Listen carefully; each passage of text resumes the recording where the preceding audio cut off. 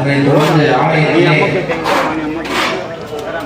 விமான பூச்சிகள் எல்லாம் பூசி வர்ணங்கள் எல்லாம் விமானத்துக்கு ஆலயம் முழுவதும் அளிக்கப்பட்டு விநாயகர் ஆலயத்திலே வர்ணப்பூச்சிகள் எல்லாம் செய்து விநாயகர், மகாமாரியம்மன், மூலவர், விமானம், ராஜகோபுரம், ஆலய பரிவார தேவதைகள் ஆகிய தெய்வங்களுக்கு கும்பாபிஷேகமானது 2 கால பூஜையாக நடைபெற்றுக் கொண்டிருக்கின்றது. இந்த ராஜகோபுரமானது புதியதாக கட்டப்பட்டு தற்பொழுது நாளை காலை கும்பாபிஷேகம் செய்யப்பட உள்ளது.